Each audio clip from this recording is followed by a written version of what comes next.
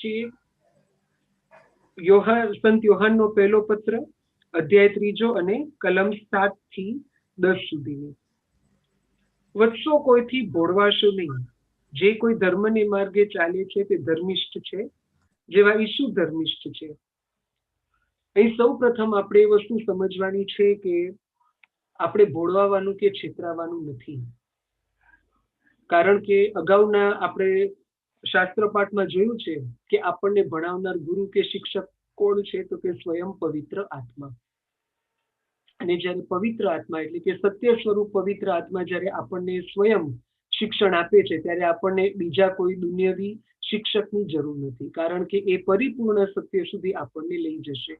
કારણ કે એ સમયમાં કે અત્યારના સમયમાં જાત જાતની માન્યતાઓ વાળા અને જે પ્રભુ ઈસુના સંદેશ કરતા અલગ પ્રકારનો શુભ સંદેશ પાઠવનારા લોકો હતા, અને તેઓ ઘણા લોકોને ગેરમાર્ગે દોરતા હતા. પરંતુ જ્યારે આપણી અંદર પવિત્ર આત્મા હોય છે, ત્યારે એ પવિત્ર આત્માને કારણે, એ પવિત્ર આત્માને જ્યારે આપણે આજ્ઞાધીન બનીએ છીએ, તેના અવાજને સંવેદનશીલ બનીએ છીએ, ત્યારે આપણે ગેરમાર્ગે દોરવાતા નથી. અહીં શબ્દ છે કે જે ધર્મને માર્ગે ચાલે છે તે ધર્મિષ્ઠ છે.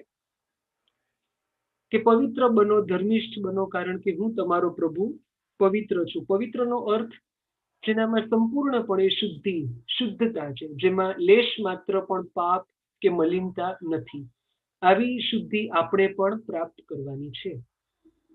પવિત્ર થવાનો અર્થ એ પણ છે કે પવિત્ર થવું એનો મતલબ છે કે ઈશ્વરની આજ્ઞા પ્રમાણે સંપૂર્ણપણે ચાલવું, ઈશ્વરની આજ્ઞાને સંપૂર્ણપણે આધીન થવું. અને આમ ઈશ્વરની આજ્ઞાને જ્યારે આપણે સંપૂર્ણપણે આધીન થઈએ છીએ, ત્યારે સાચા અર્થમાં આપણે પવિત્ર જીવન જીવીએ છીએ. કારણ કે ઈશ્વરની આજ્ઞા પ્રભુ ઈસુએ માત્ર 2 આજ્ઞાઓમાં સમાવી દીધી છે કે તમે તમારા સંપૂર્ણ હૃદય, શરીર અને મનથી, તમારા અસ્તિત્વથી ઈશ્વરને પ્રેમ કરો, અને એ ઈશ્વરના પ્રેમના પરિપાક રૂપે તમે તમારા માનવ બંધુઓને પ્રેમ કરો. આગળ જઈએ, જે કોઈ પાપ કરે છે તે શેતાનનું સંતાન છે, કારણ શેતાન શરૂઆતથી જ પાપ કરતો આવ્યો છે, અને શેતાનના કાર્યોને ધૂળમાં મેળવવા માટે જ ઈશ્વરનો પુત્ર પ્રગટ્યો હતો. શેતાનના કારણે પાપની શરૂઆત થઈ, કારણ કે સૌ પ્રથમ શેતાને આપણે યશાયા 14 વાંચીએ છીએ, અને તે પ્રમાણે કે એ દેવદૂતો જેમનું પતન થયું, તે દેવદૂતોએ અભિમાન કર્યું, અને એ અભિમાન તેમને મળેલી સ્વતંત્ર ઈચ્છા શક્તિનો દુરુપયોગ કર્યો, જેના કારણે જગતમાં પાપનો પ્રવેશ થયો. આમ શેતાનના ફળ કયા કયા છે, કે તેના પાપરૂપી ફળો કયા છે, તો કે અભિમાન, ગૂંચવણ, મૂંઝવણ,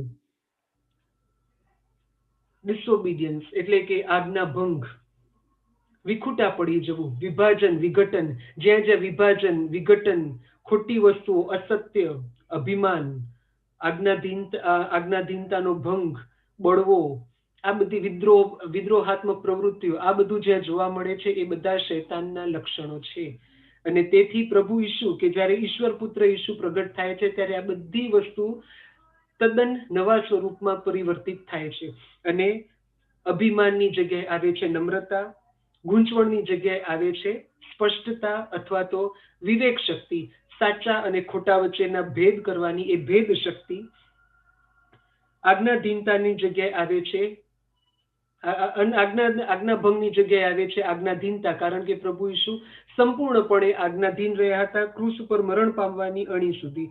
અને વિખુટા પડવાની જગ્યાએ ઊભું થાય છે સાયુજ્ય, એક થવું, એકાત્મકતા, અને છેલ્લે વિભાજનની જગ્યાએ ઊભી થાય છે એકતા. આમ આપણે પવિત્ર આત્માના પ્રેરાયા ચાલીએ છીએ કે આપણામાં કઈ શક્તિ કામ કરે છે તે જોવું હોય તો તેના માટેના આ માપદંડ છે. જો આપણામાં હિંસા, જો આપણામાં અભિમાન, ગૂંચવણ, ખોટું શિક્ષણ, કે ઈસુએ કીધેલા સંદેશ કરતા કંઈક અલગ જ આપણે પ્રચાર કરતા હોઈએ, કંઈક અલગ પ્રમાણે જીવતા હોઈએ, આજ્ઞા ભંગ હોય, ઈશ્વરની આજ્ઞાનો આપણે ડગલે ને પગલે ભંગ કરતા હોઈએ, વિભાજન ઉભા કરતા હોઈએ, તો નક્કી કે આપણે ઈશ્વરના આત્મા કે પવિત્ર આત્માના પ્રેર્યા ચાલી રહ્યા નથી. ઈશ્વરનું કોઈ પણ સંતાન પાપ કરતું નથી, એક સાચો ખ્રિસ્તી. કેમ કે હજુ પણ આપણો સ્વભાવ, ઘણે અંશે આપણી નબળાઈઓ છે, આપણામાં સ્થૂળ વૃત્તિઓ હજુ પણ જોર કરે છે સ્નાન સંસ્કાર લીધા પછી પણ, અને તેથી આપણાથી સંસારમાં ડગલે ને પગલે પાપ થઈ જતા હોય છે. પરંતુ એક સાચો ઈશુપંથી ક્યારે પણ ઈચ્છાપૂર્વક પાપની જીવી શકતો નથી. તે હંમેશા પાપથી છુટકારો મેળવવા માંગતો જ હોય છે અને તેનું ધ્યેય તો સાચા અર્થમાં આધ્યાત્મિક પવિત્ર જીવન જીવવાનું જ હોય છે, કે જ્યાં પોતાની દ્રષ્ટિ સ્વર્ગીય જેરુસલેમ એટલે કે શાશ્વત સુખ, શાશ્વત શાંતિ અને શાશ્વત જીવન ઉપર તેની દ્રષ્ટિ ટકેલી છે, તેની દ્રષ્ટિ ખોડાયેલી છે. આ જગતના સુખો ઉપર તેનું ધ્યાન નથી.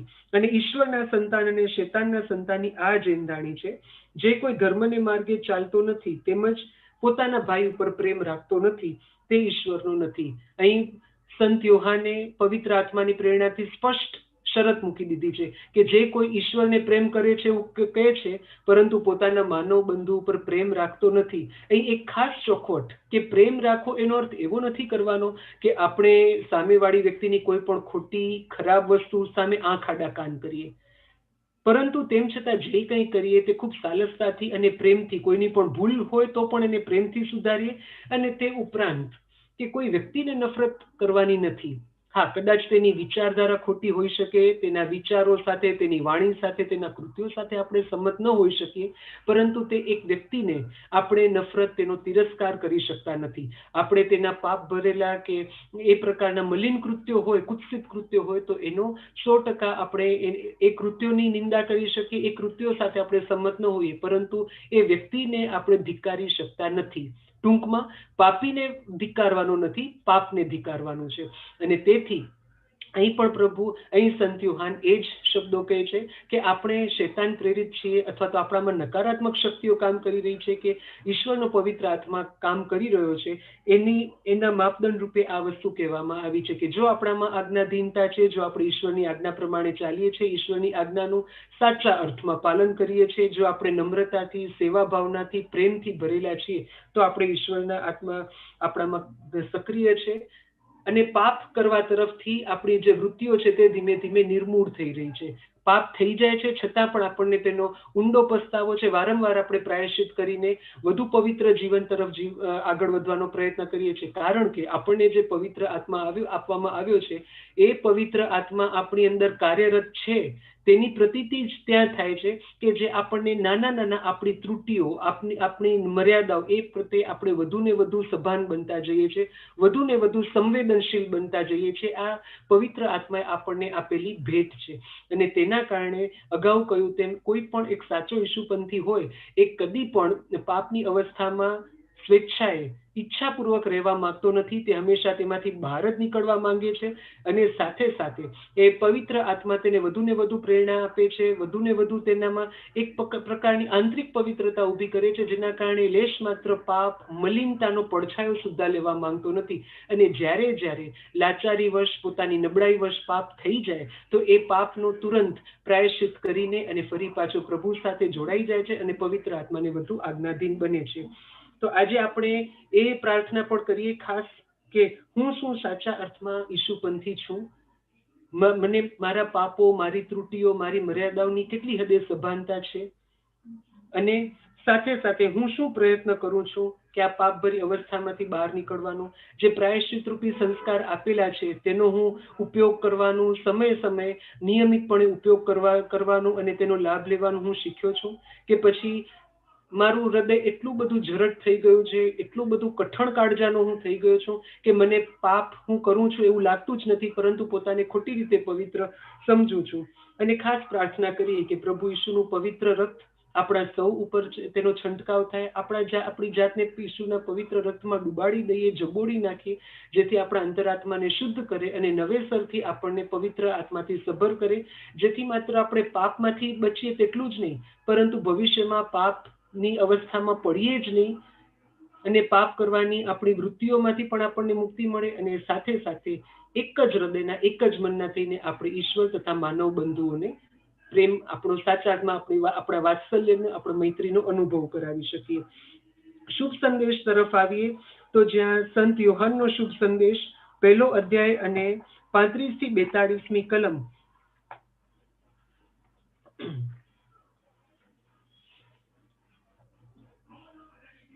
બીજે દિવસે ફરીથી યોહાન પોતાના 2 શિષ્યો સાથે ઊભા હતા, ત્યારે ઈસુ તેમની પાસે થઈને જતા હતા. તેમના ઉપર નજર ઠેરવીને યોહાને કહ્યું, જુઓ, પેલું ઈશ્વરનું ઘેટું. અહીં નજર ઠેરવીને કહ્યું એનો અર્થ થાય છે કે સંત યોહાન, સ્નાન સંસ્કારક યોહાન એ ચિંતન મનનની અવસ્થામાં છે. કન્ટેમ્પ્લેશન જેને આપણે અંગ્રેજીમાં કહીએ છીએ, તેનો અર્થ છે કે જે તમારી સ્થૂળ દ્રષ્ટિથી દેખાય છે એની પાછળનું જોવું, એની પાછળ જે અદ્રશ્ય વાસ્તવિકતા તમને નથી દેખાતી એ તમે જુઓ. જેમ મારી અંદર તમને અત્યારે મારું શરીર, મારો ચહેરો દેખાય છે, પરંતુ તમને મારી અંદર અદ્રશ્યપણે ઈસુ દેખાતા થાય, અથવા તો હું અત્યારે મારી સામે બ્રધર પ્રકાશ છે અને એમનામાં હું ખાલી એમનું બહારનું ખોડ્યું નહીં, પરંતુ એમની અંદર રહેલા ઈસુને, પવિત્ર ત્રૈક્યને હું જોઈ શકું, એ મારી સાચી અથવા તો આંતરદ્રષ્ટિ ખુલ્લી કહેવાય. અહીં આપણે જાણીએ છીએ કે પ્રભુ ઈસુ સ્નાન સંસ્કારક યોહાન જ્યારે સ્નાન સંસ્કાર આપતા હતા ત્યારે ખૂબ જાણીતા, અને તેમની પ્રતિષ્ઠા યહૂદીઓમાં ખૂબ ઊંચી હતી, અને ઘણા લોકો એવું જ માનતા હતા કે તેઓ જ મસીહા છે, તેઓ જ કદાચ પાછા આવનાર એલિયા છે. એ આપણે આનાથી આગળના પાઠમાં જોઈ શકીશું. પરંતુ સ્નાન સંસ્કારક યોહાન અને એ વખતે પ્રભુ ઈસુ હજુ એક અજાણી વ્યક્તિ, અજાણી આકૃતિ જેવા છે, લોકોની વચ્ચે છે, પરંતુ લોકોને તેમનામાં આ સંભવિત મસીહા છે, આ તારણહાર છે, એવી કોઈ પ્રતીતિ થતી નથી. પરંતુ અહીં તમે સ્નાન સંસ્કારક યોહાનની આંતરદ્રષ્ટિ જુઓ કે તેઓ માત્ર ઈસુનું બહારનું ખોડ્યું નથી જોતા. અગાઉ આપણે શુભ સંદેશમાં વાંચીએ છીએ કે ઈસુ જ્યારે સિનેગોગમાં, ધર્મ સભામાં જ્યારે ઊભા થઈને પ્રવચન આપે છે ત્યારે લોકો એવું બોલે છે, ગાલિલના લોકો, કે આ તો પેલા જોસેફ સુથારનો પુત્ર નથી, એની પાસે આટલું બધું દાપણ અને શાણપણ ક્યાં આવ્યું? કેમ? શું ફરક છે? કેમ કે એ લોકો માત્ર સ્થૂળ દ્રષ્ટિએ બહારનો દેખાવ જોઈ શક્યા કે પ્રભુ ઈસુ એ જોસેફ નામના સુથારના દીકરા છે. અહીં પણ ઈસુના બહારના ખોડિયા ઉપરથી સ્નાન સંસ્કારક યોહાન ન્યાય નથી તોડતા, પરંતુ સ્નાન સંસ્કારક યોહાનને ઈસુના મનુષ્યના કલેવરમાં શું દેખાય છે? તો કે ઈશ્વરનું ઘેટું, અને ઘેટું એ પવિત્રતા, નિર્દોષતા, આ વગેરેનું પ્રતીક છે. અને નિર્દોષતા, પવિત્રતા જ આપણને આપણા પાપોથી મુક્તિ અપાવી શકે છે. અને જેવું પેલા બે શિષ્યો એમને આ પ્રમાણે બોલતા સાંભળીને ઈસુની પાછળ ગયા. ઈસુએ પાછા ફરીને જોયું તો પેલાઓ પાછળ પાછળ આવતા હતા, એટલે તેમણે પૂછ્યું, તમારે શું જોઈએ છે? તેમણે જવાબ આપ્યો, ગુરુજી, આપ ક્યાં રહો છો? ઈસુએ કહ્યું, આવો અને જુઓ. એટલે તેઓએ જઈને જોયું કે તેઓ ક્યાં રહેતા હતા, અને બપોરના 4 થવા આવ્યા હતા. એટલે તે દિવસે તેઓ તેમની સાથે રહી પડ્યા. હવે અહીં બે શિષ્યોને પ્રભુનો અનુભવ થાય છે. જેવો સ્નાન સંસ્કારક યોહાનના શબ્દો બોલે છે કે જુઓ ઈશ્વરનું ઘેટું, આજ સુધી આ બંને શિષ્યો સ્નાન સંસ્કારક યોહાનના નિષ્ઠાવાન શિષ્યો હતા. પરંતુ જ્યારે સત્યની પ્રતીતિ થાય છે, સત્ય પૂર્ણ સ્વરૂપે આવે છે, ત્યારે આ શિષ્યો ચાલી નીકળે છે. એ સ્નાન સંસ્કારક યોહાનના મંડળમાંથી નીકળી ગયા એવું કહી શકાય. સ્નાન સંસ્કારક યોહાનનું મંડળ મેં તમને કહ્યું એ પ્રમાણે પ્રતિષ્ઠાસભર હતું, લોકોમાં એમની ખૂબ નામના હતી, એક તપસ્વી તરીકેની, એક પવિત્ર વ્યક્તિ તરીકેની. છતાં પણ જેવું આ શિષ્યોને સ્નાન સંસ્કારક યોહાનની વાણી પરથી પ્રતીત થાય છે કે આ ઈશ્વરનું ઘેટું છે, આપણે જેની રાહ જોતા હતા, પ્રતીક્ષા કરતા હતા, ઈશ્વરનું ઘેટું આ છે, તરત જ સ્નાન સંસ્કારક યોહાનને છોડીને તેઓ ચાલી નીકળે છે. જે વ્યક્તિ સત્યની શોધ કરવા મથે છે, એક મુમુક્ષુ છે, એક સત્યવાંછુ છે, તેણે પોતાની જૂની આદતો, પોતાના જૂના વિચારો, પોતાની શ્રદ્ધા, આજ સુધી તે પોતે જેને ખરું માનતો આવ્યો હતો, તે બધાને છોડીને તેને ખુલ્લા મનનું થવું પડે છે. અને આ બે શિષ્યો ઈસુ સુધી એટલા માટે જ પહોંચી શક્યા કારણ કે તેઓ સ્નાન સંસ્કારક યોહાનનું અહીં મિશન, એમનું કાર્ય અહીં પૂર્ણ થાય છે. એમણે શિષ્યોને તૈયાર કર્યા. હવે આ શિષ્યો ઈસુના પ્રેષિતો તરીકે કામ કરવાના છે, અને એ કાર્ય અહીં સંપૂર્ણ થાય છે. અને તમે જુઓ કે એ જે ઈસુના સંભવિત કે ભાવિ શિષ્યો છે, એ પણ એટલા ખુલ્લા મનના છે કે તેઓ વધુ સત્યની વધુ શોધ કરવા જવા માટે એ પોતાનું જૂનું બધું ભૂલીને આગળ વધવા તૈયાર થાય છે. અને તમે જુઓ, ઈસુની પાછળ એટલે કે ઈસુને અનુસરવા લાગ્યા. પાછળ એટલે માત્ર તેમની પાછળ સ્થૂળ રીતે નથી જતા, પરંતુ ઈસુના પંથે ચાલવા લાગ્યા.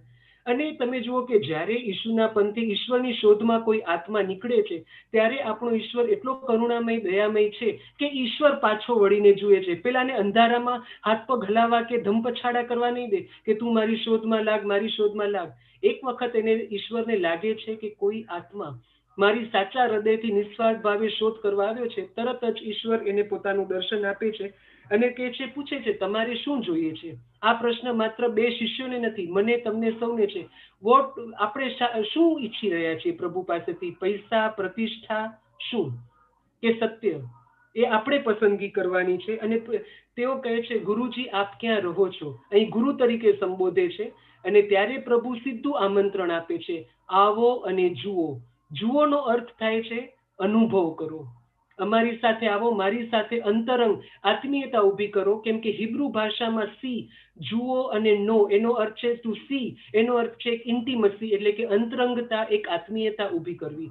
અને તમે જુઓ છો, આગળ વાંચીએ તો યોહાનનું બોલવું સાંભળીને જે 2 જણ ઈસુની પાછળ પાછળ ગયા હતા, તેમાં એક સિમોન પીતરનો ભાઈ આંદ્રિયા હતો.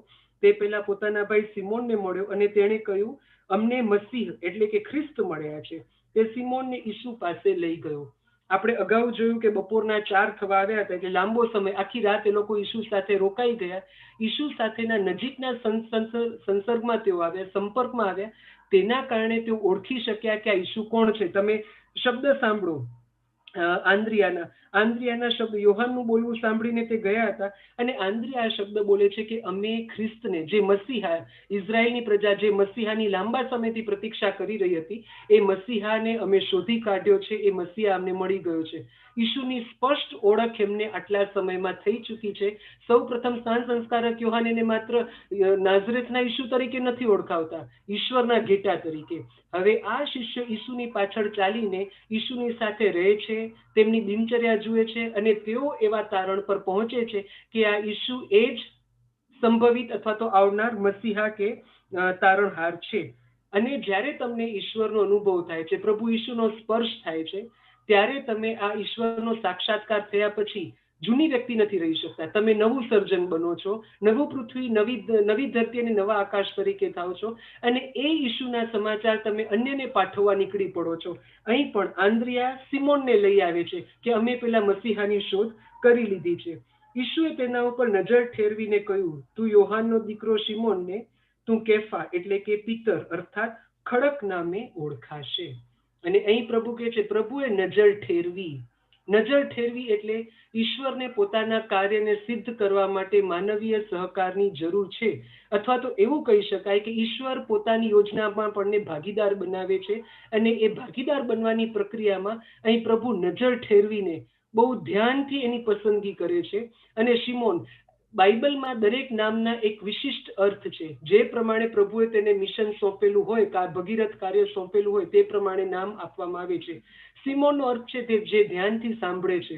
અને હવે પ્રભુ કહે છે, તું કેફા એટલે કે ખડક, પથ્થર બનીશ. ખડક એટલે એક એવી મજબૂત આધારશિલા જેના ઉપર મોટી ઇમારત ચણી શકાતી હોય છે.